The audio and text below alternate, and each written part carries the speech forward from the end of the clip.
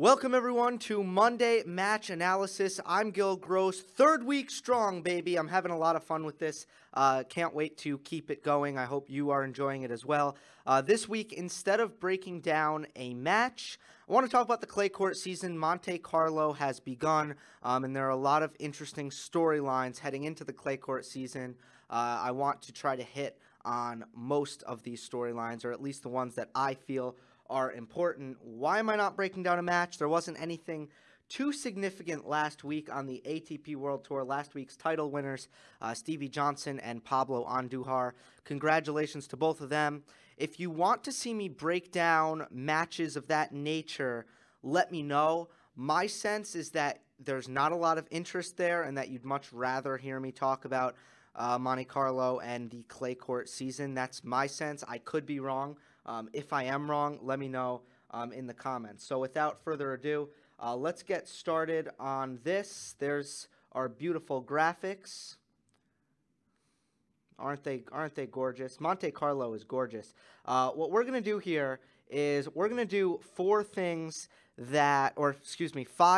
to watch. Instead of doing predictions, I prefer this over predictions. Instead of me saying, like, I think that Nadal is going to win, 2 of the 3 clay Masters events, and then Thiem's going to win the other, or something like that. I feel like it's far more valuable to talk about what are the biggest questions coming in, what should we be looking for, what are some of the things to watch out for, and maybe anticipate some of the storylines that will emerge, and talk about the storylines that we already have. So 5 things to watch is number 1, certainly Nadal's health. Why is this number 1? Why is this the most important? It's because when Nadal is healthy, he kind of wins everything.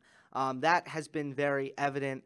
The only time that hasn't reigned true was 2009 when Soderling was able to beat him. It opened the door for Federer to win the French Open. And then in 2016, when Nadal was injured, and that opened the door for Djokovic to win the U.S. Open, to win the French Open. Did I say U.S. Open the first time as well? My goodness.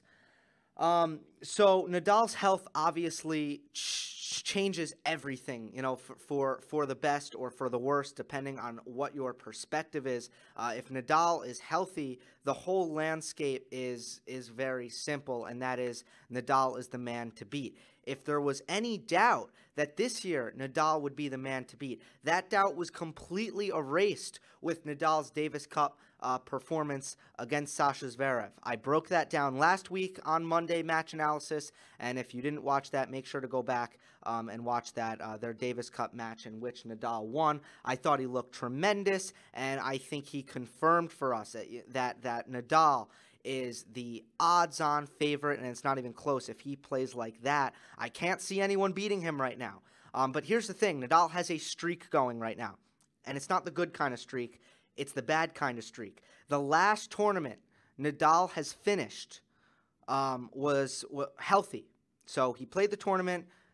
The tournament ended for him. In this case, it ended with a loss in the final to Roger Federer. It was Shanghai last year.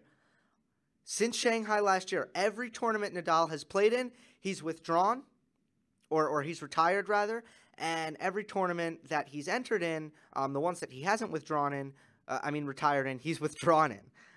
So Nadal has a terrible streak going right now of not being able to finish tournaments healthy, and in many cases not being able to even start them healthy. So at the moment, what you have to look out for Nadal is, will he have a healthy clay court season? And just on a side note, I do think that this is going to be the norm for Nadal.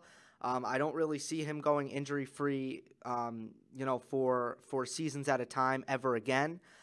But he's become probably the best in the world at making sure he's not stupid with his injuries and making them worse, and limiting the recovery time to the minimum. And when he does come back, he doesn't miss a beat, and normally he's right where he left off. He's become certainly the best in the world at that.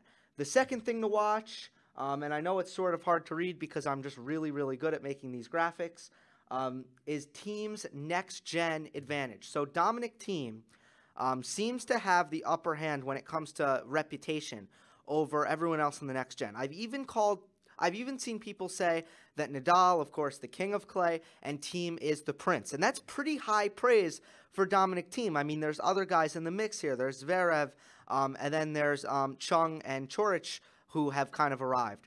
The only guy who is next gen, whose game is really not suitable at all for clay, is Denis Shapovalov, and I don't expect him to make any noise, and I believe he just lost in the first round of Monte Carlo, which kind of confirms that. Not really confirms it, but definitely adds to the suspicion that Denis Shapovalov is going to struggle on the dirt.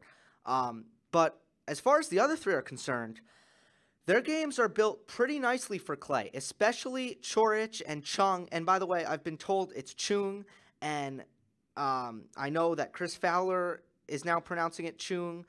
I'm thinking that the correct pronunciation is Chung, so I'm going to start to try to call him Chung. But most people still call him Chung. So it's one of these situations that I can't stand, where most people are calling him Chung, but I think it's actually Chung. I'm going to do the best I can to pronounce names correctly. So I'm going to try to call him Chung, although I've gotten very used to calling him Chung. Okay, what a tangent that was. So the way Coric and Chung move, and the way that they're able to defend, their games should be very well suited for clay. They should be, I'd like to see them get a little bit more consistent, Murray, Nadal, Djokovic level of consistency. They're not there yet, but still, they have the weapons to have good clay court games. And then Zverev, we've seen him have success on clay. I talked about it on last week's Monday Match Analysis. I don't think it's his best surface, despite him winning Rome and despite people picking him, predicting him to go very far in Roland Garros last year. I feel like it was sort of fool's gold. The power's nice for him, but I just don't think it's the best fit for him in terms of taking over points and playing offensive tennis, which obviously Zverev wants to do. However, back to Dominic Thiem. Thiem beat Djokovic, Nadal, and Murray, all three of them, in the clay court season last year, and that caused him to get hyped up to a great extent. And then he had a good run at Roland Garros. He made the semifinals, and he lost to Rafa Nadal. I'll be very interested to see, at the end of the clay court this season, are we still regarding Thiem as by far and away the best next-gen player on clay and the next big thing on clay? I'd be very interested to see that, because it's not going to be easy, and he still has a lot to prove. So, first of all, and I'm not taking anything away from Thiem here, even though it's going to seem like I am. I just think that maybe the brakes should be pumped. We're about to find out if the brakes should be pumped after this clay court season. But Murray obviously wasn't in the best state with his game. Djokovic wasn't in the best state with his game. But Djokovic blew him out on one occasion on the clay last year. It may have been Madrid. I believe it was. Djokovic beat him 6-0, 6-1, right? So, and then Thiem got his revenge and beat Djokovic in straight sets at Roland Garros, right? But Djokovic wasn't in the best state, obviously. Nadal, he did beat Nadal in the clay court season, but then I think we also need to remember in the Roland Garros match, we need to remember that Thiem never had any chance at all. So I'm just hesitating to put Thiem up at a level where he is definitely Nadal's biggest threat. Because I think we need to remember, while yes, he was the only player to beat Nadal on clay last year, he was not close to beating him at Roland Garros at all. So I'm very interested to see if Thiem can hold his standing here. It's going to be very interesting. I think he could.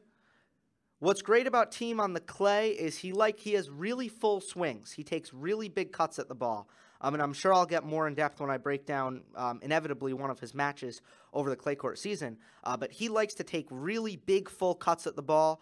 The slower surface allows him to do that. He can play further behind the baseline to do that.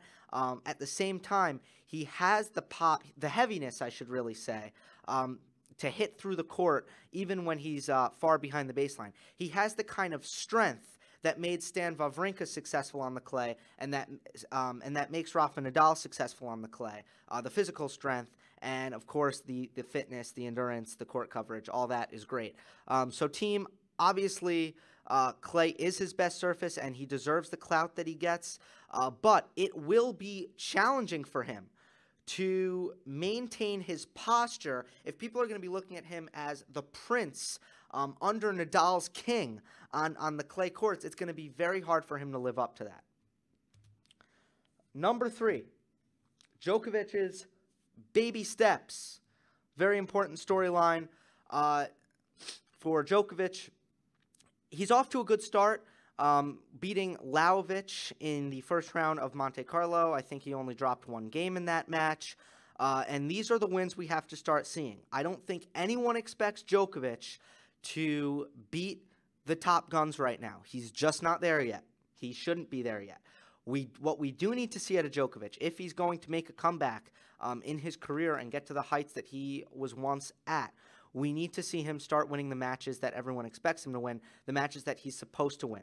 I'm a little bit iffy about some of the narratives going around right now about Djokovic, that he's too thin, that you know, he doesn't have the power anymore because he's too skinny. Maybe he's a little bit more skinny, but let's be honest, guys. In the matches that Djokovic has lost, he just hasn't been able to get the ball in the court, and I don't care how skinny you are, getting the ball in the court has nothing to do with that. So I don't think it's Djokovic's, you know, power that's really the issue here, or his declining physical strength. I just want to throw that out there, that I don't really believe that that's an issue here. What's interesting about Djokovic on the clay is this. Let's say Djokovic never recovers in his career. Let's say that this is the end, and basically Djokovic will retire next year and really never get anywhere near the top ever again in his career. It's a possibility. I don't see it happening, but it's a possibility right now. Here's how the book will be written. Here's how the history books will write this.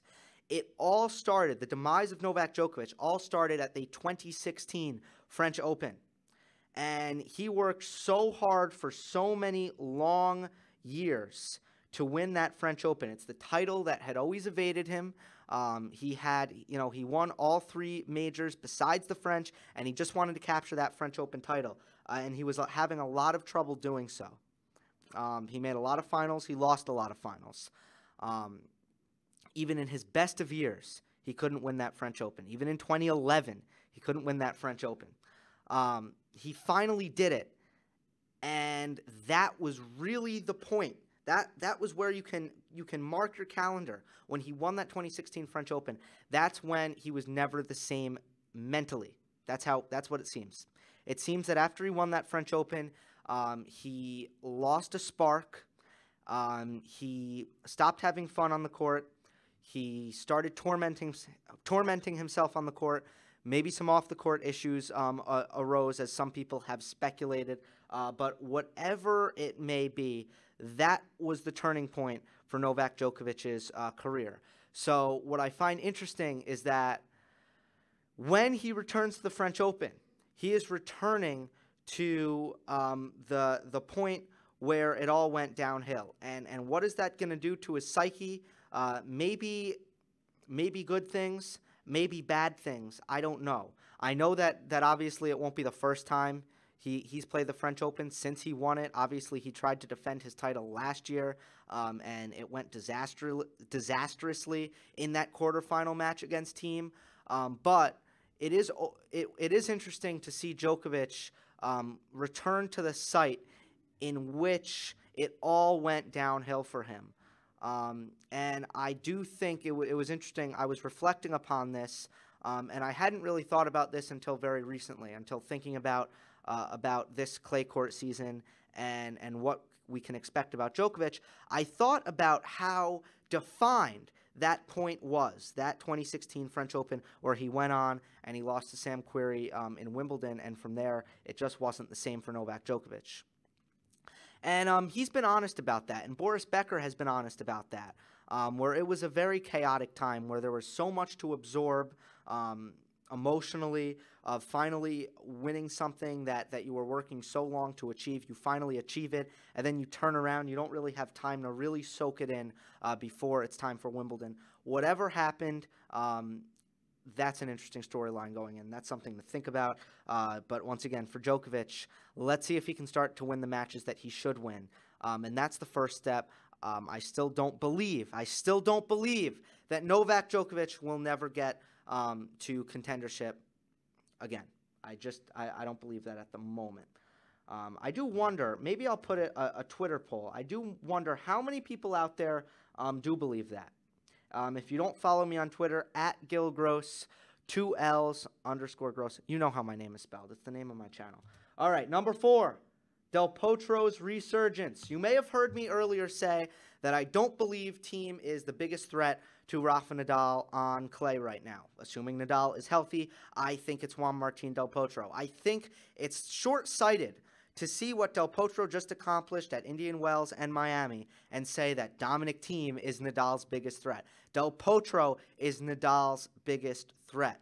He's got the power to, avoid getting bullied against Nadal on the clay. He's got the height to avoid getting bothered by the kick that Nadal's able to generate on his forehand. And 2 of those are attributes that will work in Del Potro's favor. The other thing is he can kind of do something that Nadal does really well on clay, and the slower bounce enables him to hit way more forehands, just like Nadal hits way more forehands on clay.